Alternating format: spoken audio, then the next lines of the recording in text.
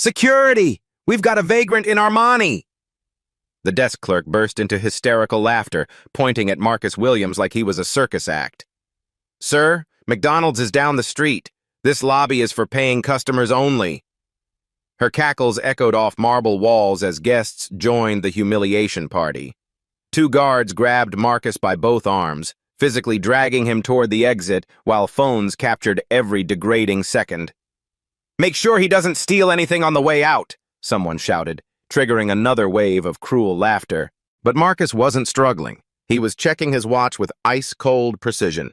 20 minutes. That's how long these people had left in their jobs.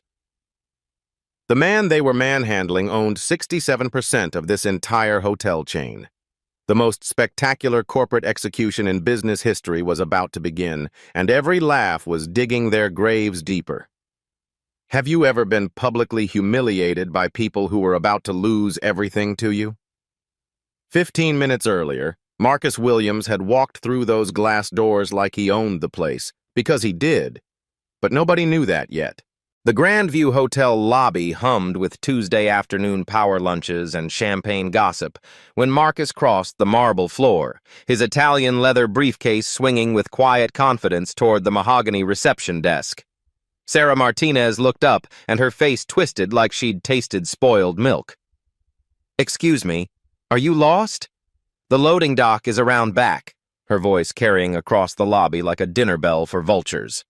Marcus held up his phone, showing the confirmation screen with silk over steel calm. I have a reservation. Penthouse suite. Marcus Williams. Sarah's cackle could have shattered crystal as she announced, Oh, honey, there's definitely been a mistake. This is the Grandview Hotel, not wherever it is you people usually stay. The lobby went electric as conversations died mid-sentence. Espresso cups froze halfway to lips, and 20 phones emerged like weapons being drawn for battle. Manager Tom Bradley strutted out from the back office, his chest puffed like a rooster sensing a fight, eyes locking onto Marcus with a predatory smile. Oh, I see. Another confusion about our standards, he announced while Marcus remained statue still and chaos erupted around him. An elderly socialite in Chanel sneered, These scammers are getting bolder every day.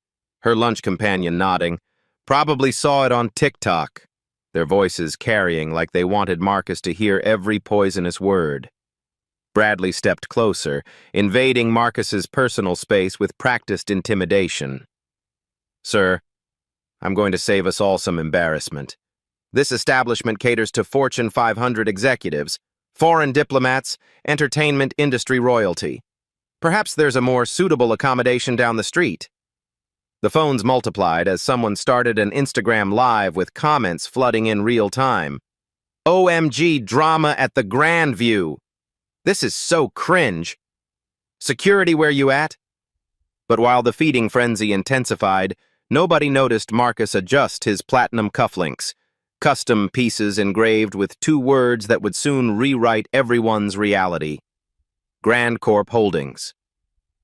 10 minutes remained until their world would implode, Sarah announced with theatrical authority. I think we need to involve security. We can't have people wandering in off the street disrupting our guests, playing to her phone audience like an amateur performer who'd found her stage. Marcus checked his watch with supernatural calm, murmuring just loud enough for witnesses, I do need to wrap this up. My 4 o'clock board call can't wait.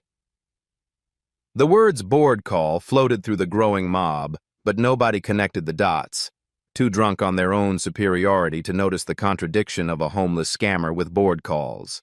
The crowd was feeding on itself now as business executives abandoned their meetings to join the spectacle. Hotel guests pressed closer with phones recording every second of what they assumed was justice being served, the live stream hitting 50 viewers, then 100 with comments becoming more vicious. Throw him out! Call the cops. This is hilarious.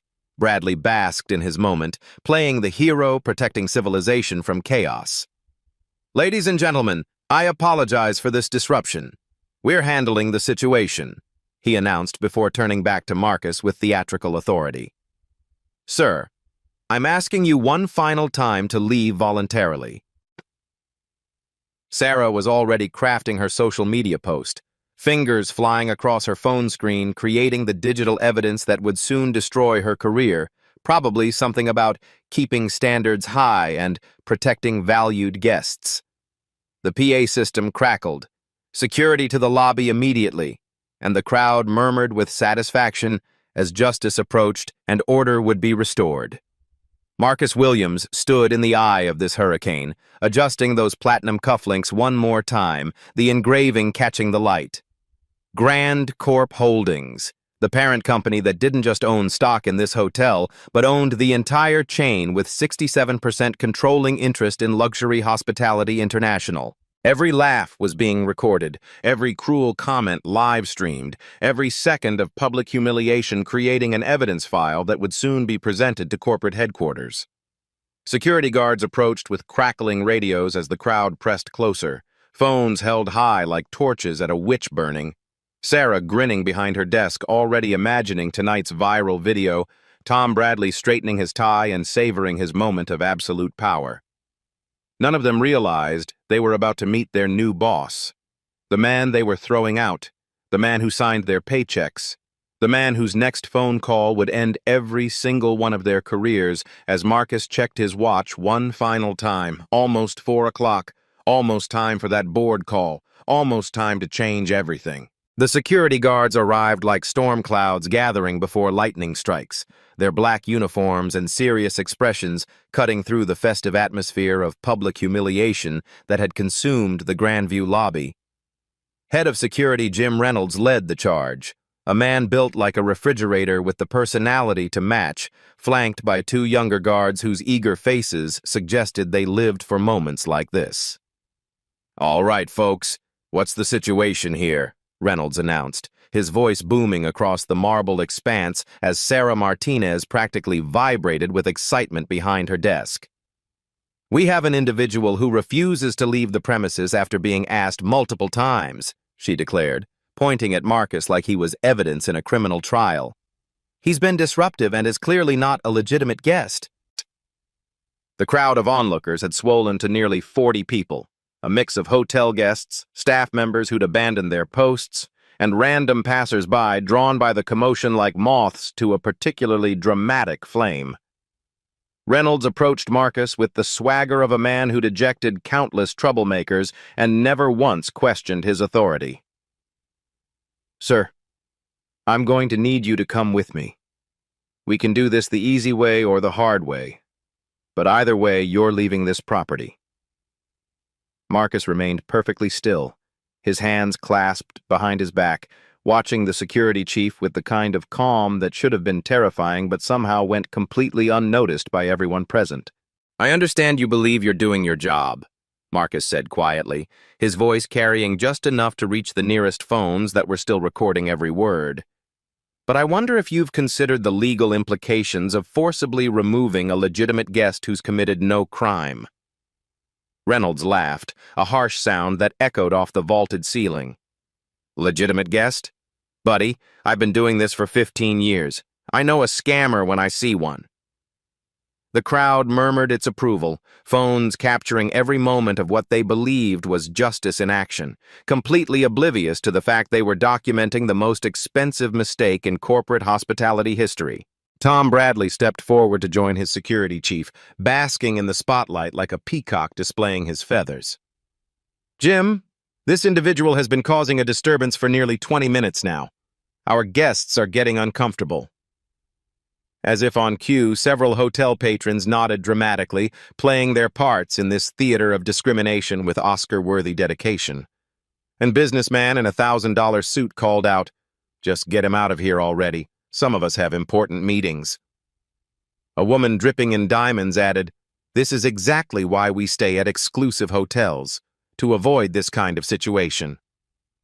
Marcus absorbed every insult, every cruel comment, every recorded second of their arrogance with the patience of a man who knew exactly how this story would end. 5 minutes remained until his scheduled board call, 5 minutes until the most devastating corporate restructuring in hospitality history would begin, but nobody in that lobby had any idea they were living in the final moments of their careers.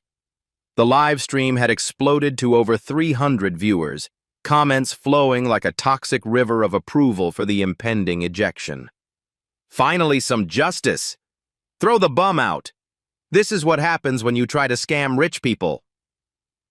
Sarah Martinez was practically glowing as she watched her viewer count climb, already imagining the viral fame that would come from her starring role in this drama. She'd positioned herself perfectly in the frame, making sure her name tag was visible, probably planning to leverage this moment into some kind of social media influencer career built on public humiliation and casual racism. Tom Bradley had called over additional staff members, creating an audience for his performance as the heroic manager protecting civilization from chaos. "Ladies and gentlemen," he announced to the crowd, "this is why the Grandview Hotel maintains the highest standards in luxury hospitality. We simply cannot allow disruptions to our distinguished guests' experience." Reynolds moved closer to Marcus, his hand resting on his radio in a gesture designed to intimidate. "Sir, I'm placing you under citizen's arrest for trespassing. You have 5 seconds to comply, or my officers will escort you out in handcuffs." The threat sent a thrill through the watching crowd, phones held higher to capture the money shot of Marcus being led away in restraints. But Marcus simply checked his watch again, that same supernatural calm radiating from him like he possessed some secret knowledge that made all of this theater irrelevant. "I appreciate the warning," he said quietly, his voice carrying just enough to reach the recording devices. "But I should mention that forcibly detaining a guest who's committed no crime opens this establishment to significant legal liability. I'd hate for anyone to make a career-ending mistake." His words should have been a warning, but they were dismissed as the desperate bluffing of a cornered con artist. Reynolds actually chuckled as he gestured to his backup officers. "Boys, looks like we're doing this the hard way."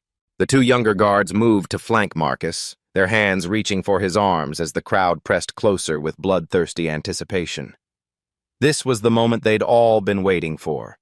The violent climax to their entertainment, the physical removal that would validate their assumptions and restore order to their privileged world. Sarah's phone was practically smoking from overuse as she captured every angle, her commentary flowing like a sports announcer calling the winning touchdown. "And here we see hotel security doing what needs to be done, protecting our valued guests from individuals who think they can infiltrate exclusive establishments." The guard's hands were inches from Marcus when he spoke again, his voice cutting through the chaos with surgical precision. "Before you proceed, I should probably mention that I have a 4 o'clock conference call with the board of directors of Grand Corp Holdings, the parent company that owns this hotel chain. I'd hate to be late because I was being illegally detained by my own employees." The words hung in the air like smoke from an explosion, but their meaning hadn't quite penetrated the mob mentality that had consumed the lobby. Reynolds paused, his hand still reaching for Marcus, confusion flickering across his features. "What did you just say?" he asked, but his voice lacked the confidence it had carried moments before. Marcus smiled for the first time since this nightmare began, an expression so calm and knowing that it should have terrified everyone present. "I said I own this hotel, all of it. Every marble tile, every crystal chandelier, every employment contract in this building, including yours." The security guards froze mid-reach, their hands suspended in space as their brains struggled to process information that contradicted everything they thought they knew. The crowd's murmur shifted from anticipation to confusion, phones still recording, but their operators suddenly uncertain about what story they were actually capturing. 2 minutes remained until Marcus's scheduled board call, 2 minutes until the corporate phone call that would reshape every life in that lobby. But the revelation had only just begun to sink in. Tom Bradley's face had gone pale, his theatrical confidence cracking like ice in spring sunlight. Sarah Martinez's live stream comments were shifting. "Wait, what did he just say? Did he say he owns the hotel? This is getting weird." Marcus reached into his jacket pocket with deliberate slowness, extracting a business card that would serve as the first piece of evidence in the most thorough corporate house cleaning in business history. "Perhaps," he said with quiet devastation, "we should discuss this in private. All of us." right now." Marcus Williams handed his business card to Jim Reynolds with the casual confidence of a man dropping a nuclear bomb disguised as small talk. The security chief's eyes moved across the embossed text like he was reading a foreign language, his face cycling through confusion, disbelief, and dawning horror in real time. "Marcus Williams, Chief Executive Officer, Grand Corp Holdings," he read aloud, his voice cracking on the final words like a teenager hitting puberty. The business card might as well have been a death certificate because that's exactly what it represented for everyone who'd spent the last 20 minutes humiliating their own boss. Tom Bradley snatched the card from Reynolds's trembling fingers, studying it with the desperate intensity of a man hoping to find evidence of forgery. But the heavyweight paper stock, the raised lettering, and the holographic security features told a story that no amount of denial could rewrite. Sarah Martinez had gone completely silent behind her desk, her live stream still running, but her commentary dried up like a desert spring as 300 viewers watched her career implode in real time. The lobby had transformed from a theater of cruelty into a morgue of stunned silence. 40 phones still recording, but their operators suddenly uncertain whether they were documenting justice or the greatest corporate disaster in hospitality history. Marcus adjusted those platinum cufflinks one final time, the Grand Corp Holdings engraving catching the afternoon light streaming through floor-to-ceiling windows like a beacon of impending doom. "Perhaps we should clarify a few things," he said with the kind of quiet authority that makes grown men confess their sins. Grand Corp Holdings maintains a 67% controlling interest in Luxury Hospitality International, which operates this hotel along with 43 other properties across North America. I've been CEO for 8 years, during which time I've personally reviewed every major policy decision, every executive hiring, and every customer complaint that rises to corporate attention. The words fell like hammer blows on coffin nails as the reality of their situation began to penetrate even the thickest skulls in the crowd. Tom Bradley's face had achieved a shade of gray normally reserved for corpses as he stammered, "Sir, we had no way of knowing. You weren't on our VIP guest list. There was no advance notice of your arrival." His excuses tumbled out like confession booth admissions, while Marcus remained perfectly still, letting the manager dig his own grave with every desperate word. "Mr. Bradley," Marcus replied with surgical precision, "are you suggesting that Grand Corp policy requires advance notification before the CEO can enter properties he owns? Because I'm quite certain our operational guidelines state that all guests, regardless of race, ethnicity, or perceived social status, should be treated with equal respect and professionalism." The crowd was beginning to understand they'd witnessed something far more significant than a simple ejection, their phones capturing not a victory of privilege over presumption, but evidence of systematic discrimination that would soon be presented to corporate attorneys, civil rights organizations, and probably a federal investigation. Sarah Martinez finally found her voice, though it emerged as a strangled whisper. "Mr. Williams, I sincerely apologize for any misunderstanding. If you'd just shown us your identification from the beginning, this entire situation could have been avoided." Her attempt to shift blame landed like a lead balloon in a room full of people who'd watched her orchestrate 20 minutes of public humiliation while live-streaming her own starring role in corporate discrimination theater. Marcus turned to face her directly, his expression carrying the weight of absolute judgment. "Ms. Martinez, are you suggesting that guests should be required to prove their worthiness before receiving basic courtesy? Because if that's your position, I'd be fascinated to hear how you determine which customers deserve respect and which deserve ridicule." The live stream comments were exploding now as viewers realized they were watching the aftermath of the most spectacular misjudgment in recent memory. "Oh my God, he owns the hotel. This woman just ended her own career. I can't believe what I'm seeing." Jim Reynolds was staring at the business card like it might spontaneously combust, his 15 years of security experience providing absolutely no guidance for ejecting your own CEO from company property. "Sir, We were just following standard protocols for individuals who appeared to be, who seemed like they might be... He couldn't finish the sentence because completing it would require admitting that their standard protocols involved racial profiling and class discrimination that would make excellent evidence in the lawsuit that was probably already being drafted. Marcus smiled with the patience of a man who'd been collecting evidence of systemic problems for months and had just received the final piece of his puzzle. Mr. Reynolds, I'm curious about these protocols you mentioned. Are they written down somewhere? Because I'd very much like to review the official Grand Corp policy that authorizes security staff to physically remove guests based on their appearance rather than their behavior.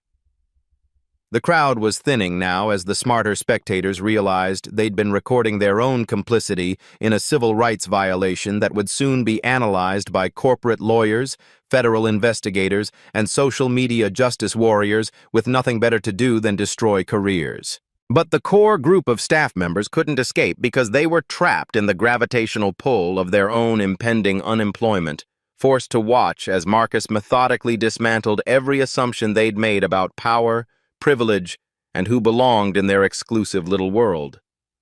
Tom Bradley made one final desperate attempt to salvage something from the wreckage. Mr. Williams, surely we can resolve this misunderstanding internally. No harm was actually done, and we can implement additional training to ensure this type of confusion doesn't happen again. His words carried the hollow ring of a man negotiating with a firing squad, completely missing the fact that Marcus had been systematically documenting problems at Grandview Hotel for months, and this incident had just provided the justification for the nuclear option. Marcus reached into his briefcase with deliberate slowness, extracting a tablet that would serve as the control panel for the most thorough corporate restructuring in hospitality history. Mr. Bradley, I appreciate your optimism, but I'm afraid this situation extends far beyond a simple misunderstanding. He tapped the screen, revealing spreadsheets that made Tom's face go from gray to green, as quarterly performance data painted a picture of systematic failure that had been hidden behind fake smiles and manufactured statistics. Grandview Hotel currently ranks 44th out of 44 properties in customer satisfaction, with an average rating of 2.3 stars and over 800 documented complaints in the past 18 months. 67% of those complaints involve allegations of discriminatory treatment based on race, ethnicity, or perceived economic status. The numbers hit like artillery shells, each statistic demolishing another piece of the comfortable fiction that had allowed this culture of discrimination to flourish unchecked. Sarah's live stream had become a real-time documentation of corporate accountability as viewers watched her realize that her moment of viral fame would indeed make her famous, just not in the way she'd imagined. The comments were brutal. R.I.P. her career. This is why we need hidden cameras everywhere. Someone's about to learn what consequences look like. Marcus continued his methodical presentation with the calm authority of a surgeon performing a necessary amputation. These performance metrics represent more than poor service. They represent a systematic pattern of discriminatory behavior that exposes Grand Corp Holdings to significant legal liability and reputational damage. He swiped to another screen showing financial projections that made Tom Bradley physically stagger backward.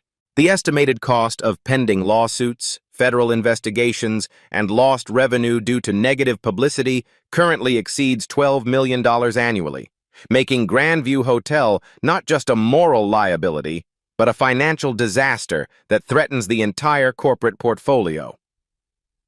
The final piece of evidence appeared on Marcus's screen like a judge's gavel falling on a guilty verdict. Staffing demographics that revealed the systematic exclusion of minority employees from management positions, the complete absence of diversity training, and promotion patterns that would make excellent exhibits in the federal discrimination lawsuit that was probably already being filed. Effective immediately, Marcus announced with quiet finality, Grandview Hotel will undergo complete management restructuring under direct corporate oversight. The words hung in the air like smoke from a controlled demolition, as everyone present realized they were witnessing not just the end of their careers, but the beginning of a corporate house cleaning that would reshape the entire hospitality industry's approach to discrimination and accountability. Marcus's phone rang at exactly 4 o'clock, the sound cutting through the morgue-like silence of the Grandview lobby like a funeral bell announcing the end of an era. "Excuse me," he said with devastating politeness to the assembled group of soon-to-be unemployed staff members. "This is the board call I mentioned earlier." He answered with the kind of crisp professionalism that Tom Bradley had probably imagined he possessed but never actually demonstrated. "Good afternoon. This is Marcus Williams. Yes, I'm currently conducting an on-site inspection at the Grandview property, and I'm afraid we have a situation that requires immediate board attention." The 40 remaining spectators watched in fascinated horror as their entertainment transformed into a corporate execution broadcast live across multiple social media platforms, 300 viewers becoming unwitting witnesses to the most thorough professional destruction in hospitality history. Marcus activated the speakerphone with deliberate precision, filling the marble lobby with the voices of Grand Corp Holdings Board of Directors, each introduction landing like a tombstone being carved in real time.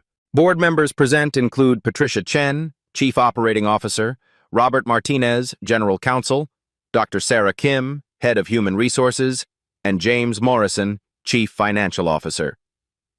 Tom Bradley's knees actually buckled as he realized he was listening to the corporate pantheon whose decisions would determine not just his employment, but his entire professional future. Sarah Martinez had gone completely catatonic behind her reception desk, her live stream still running but her face frozen in the expression of someone watching their life collapse in slow motion. "Mr. Williams," came Patricia Chen's voice through the speaker, crisp and businesslike, "please provide your assessment of the Grandview situation."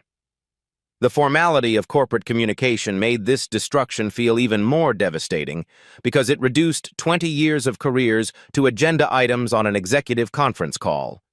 Marcus began his presentation with the methodical precision of a prosecutor laying out evidence for a capital case, his tablet displaying charts and graphs that painted Grandview Hotel as a cancer requiring immediate surgical removal.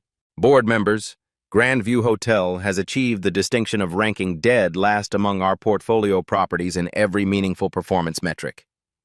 Numbers flashed across his screen like incoming missiles targeting everything Tom Bradley thought he knew about hotel management.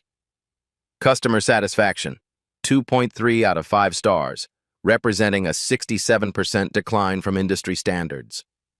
Revenue performance, 23% below projected targets for 18 consecutive months, resulting in an annual loss of $8.2 million in direct income and an estimated $12 million in reputational damage. Each statistic landed like a physical blow as the assembled staff realized they weren't just losing their jobs, they were being held accountable for systematic failure that had been disguised as acceptable performance through creative reporting and outright deception.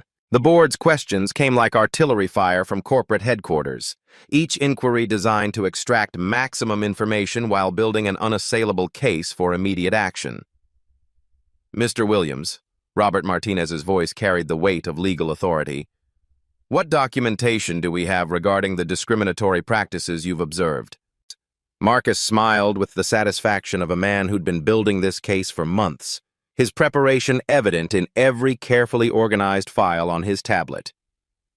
"Mr. Martinez, I have video evidence from multiple sources documenting today's incident, including live stream footage that has already been viewed by over 300 people and is currently being shared across social media platforms." Sarah's face went from pale to green as she realized her moment of viral fame had indeed made her famous, just as the star of a civil rights violation that would be studied in business schools and legal seminars for years to come. Dr. Sarah Kim's voice emerged from the speaker with the clinical detachment of someone accustomed to corporate autopsies. "Mr. Williams, please provide specific details regarding the staffing demographics and training protocols that contributed to this situation." Marcus swiped to a new screen displaying charts that revealed Grandview's hiring and promotion patterns like a medical examiner's report on institutional racism. "Dr. Kim, Current management demographics show 94% white male leadership across all department heads, with 0 completed diversity training sessions in the past 3 years, despite corporate mandates requiring quarterly compliance. The numbers created a damning portrait of systematic exclusion that had been hidden behind fake diversity reports and manufactured compliance statistics. Additionally, our review of complaint resolution procedures shows an average response time of 847 days for discrimination allegations, compared to 12 days for other service issues, indicating a deliberate pattern of minimizing and ignoring civil rights violations. James Morrison's financial analysis cut through the moral implications to focus on the bottom-line impact that would ultimately determine everyone's fate. Mr. Williams, what's the projected cost of continuing current operations versus immediate restructuring?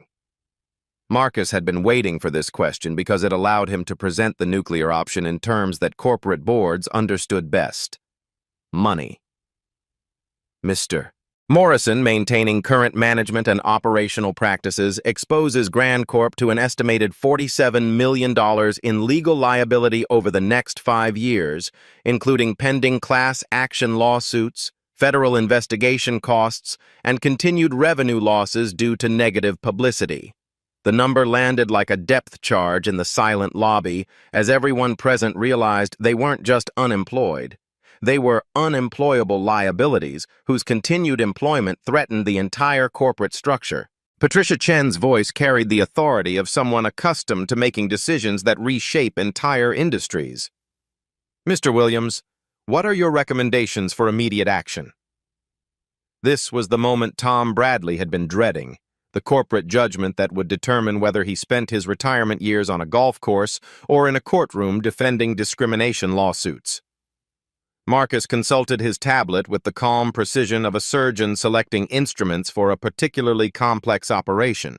Ms. Chen, I recommend immediate termination of all management personnel involved in today's incident, implementation of comprehensive diversity training for all remaining staff, and installation of real-time monitoring systems to prevent future violations.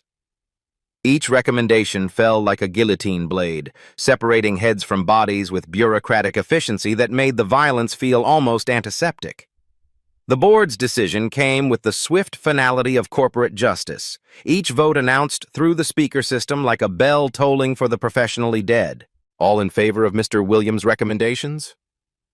The chorus of aye votes echoed through the marble lobby like a death knell, sealing fates and ending careers with the kind of democratic efficiency that made corporate America simultaneously terrifying and fascinating. Motion carried unanimously, Patricia Chen announced with the satisfaction of someone who'd just solved a problem that had been festering for months. Mr. Williams, you have full authority to implement immediate restructuring with whatever resources you require. The power to destroy lives had just been transferred from incompetent middle management to competent executive leadership, and everyone present understood they were witnessing a masterclass in corporate accountability delivered with surgical precision. Tom Bradley made one final desperate attempt to negotiate with forces far beyond his pay grade. Mr. Williams, surely there's some way we can resolve this situation without such drastic measures. I have 20 years of experience in hospitality management, and this was just an unfortunate misunderstanding. His plea carried the hollow ring of someone trying to argue with gravity, completely missing the fact that his 20 years of experience had produced the systematic failure that required surgical removal. Marcus looked at him with the kind of pity usually reserved for terminally ill patients. Mr. Bradley, your 20 years of experience created a culture where paying customers are ejected based on their race, while your staff live streams the humiliation for entertainment. That's not hospitality management. That's institutionalized discrimination with a corporate logo. The judgment was final, delivered with the quiet authority of someone who understood that mercy and justice were sometimes mutually exclusive concepts. The board call concluded with administrative efficiency that transformed human drama into corporate procedure, each decision documented and recorded for the legal proceedings that would inevitably follow. Mr. Williams, please provide written reports on all personnel changes within 48 hours. Patricia Chen's voice carried across the lobby like an epitaph for the Grandview Hotel's management structure. We'll be scheduling follow-up assessments to ensure compliance with all federal and corporate diversity requirements. The call ended with the soft click of disconnection that sounded like a coffin lid closing on careers that had been built on foundations of casual racism and systematic exclusion. Marcus pocketed his phone and turned to face the assembled group of former employees with the calm satisfaction of someone who'd just performed necessary surgery on a diseased corporate culture. The silence that followed the board call's conclusion felt like the moment after a controlled demolition, when dust settles and observers begin to comprehend the magnitude of what they've just witnessed. Marcus Williams stood in the center of the Grandview lobby like a general surveying a battlefield where victory had been achieved not through violence, but through the devastating application of corporate accountability. Tom Bradley was the first casualty to fall, his 20-year career ending not with ceremony, but with the clinical efficiency of a business decision. Mr. Bradley, your employment is terminated immediately. Security will escort you to collect your personal belongings, and your final paycheck will be processed within 72 hours as required by state law. The words carried no malice, just the kind of professional detachment that made corporate executions feel almost merciful in their swiftness. Sarah Martinez watched her viral fame transform from social media stardom into career suicide, as Marcus turned his attention to the reception desk where her live stream was still broadcasting to an audience that had swelled to over 800 viewers. Ms. Martinez, your employment is also terminated effective immediately. Additionally, the video evidence you've helpfully provided will be forwarded to our legal department as documentation of discriminatory practices that may be relevant to pending federal investigations. Her phone slipped from nerveless fingers, clattering onto the marble floor like the sound of dreams shattering into irreparable fragments. The live stream continued from the floor, capturing the ceiling tiles that would probably receive better customer service than Marcus had experienced just 30 minutes earlier. Jim Reynolds and his security team received their professional death sentences with the same bureaucratic efficiency, their 15 years of experience meaning nothing when weighed against their participation in systematic discrimination. Mr. Reynolds, your security protocols will be reviewed by federal investigators as part of our compliance restructuring. Your employment is terminated, and you're banned from Grand Corp properties pending the outcome of any legal proceedings. The security chief, who'd threatened to arrest his own CEO just minutes earlier, now faced the prospect of explaining his career choices to unemployment counselors and possibly federal prosecutors. The irony was so perfect it felt scripted, except real life rarely provides such satisfying examples of immediate karma delivered through corporate channels. Marcus activated his tablet again, this time accessing implementation protocols that had been prepared months in advance, waiting for exactly this kind of triggering incident. Ladies and gentlemen, Grandview Hotel will now operate under direct corporate oversight while we implement comprehensive reforms designed to prevent future incidents.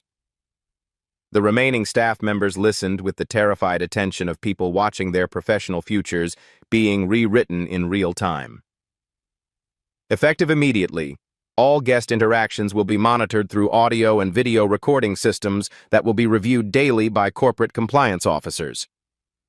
The announcement landed like a death knell for casual racism, creating an environment where discrimination would be impossible to hide behind plausible deniability or corporate bureaucracy. The interim management team arrived within 2 hours, their efficiency demonstrating the kind of preparedness that suggested this restructuring had been planned long before today's incident provided the necessary justification. Rebecca Chen, Patricia Chen's daughter and a rising star in hospitality management, swept through the lobby with the confidence of someone accustomed to cleaning up other people's disasters. I'll be serving as interim general manager while we implement new policies and procedures, she announced to the shell-shocked remaining staff. Every employee will complete 40 hours of diversity and inclusion training before returning to guest-facing duties, and failure to meet new performance standards will result in immediate termination without severance. The message was clear. adapt or disappear, because the old culture of casual discrimination had just been buried under an avalanche of corporate accountability. The new monitoring systems went online before the sun set, transforming the Grandview lobby from a theater of humiliation into a laboratory for hospitality excellence. Real-time customer feedback apps appeared on every surface, allowing guests to report discriminatory treatment instantly to corporate headquarters rather than hoping their complaints would eventually reach someone who cared. Every interaction will be scored and reviewed, Rebecca Chen explained to the surviving staff members who'd gathered for emergency retraining. Discriminatory behavior will result in immediate termination, and exemplary service will be rewarded with performance bonuses and advancement opportunities. The carrot and stick approach created incentives for excellence while making discrimination professionally suicidal, exactly the kind of systematic change that corporate America desperately needed but rarely implemented until forced by circumstances. The financial commitment to reform reached $2.4 million in the first quarter alone, money that had previously been allocated to executive bonuses and shareholder dividends, but would now fund the kind of comprehensive change that transformed organizational culture from the ground up. New hiring protocols required diversity testing for all positions, ensuring that future employees understood that discrimination wasn't just morally wrong, but professionally fatal. Training programs expanded beyond basic sensitivity sessions to include detailed instruction on recognizing unconscious bias, de-escalating cultural conflicts, and providing exceptional service regardless of guests' appearance, accent, or perceived social status. The investment represented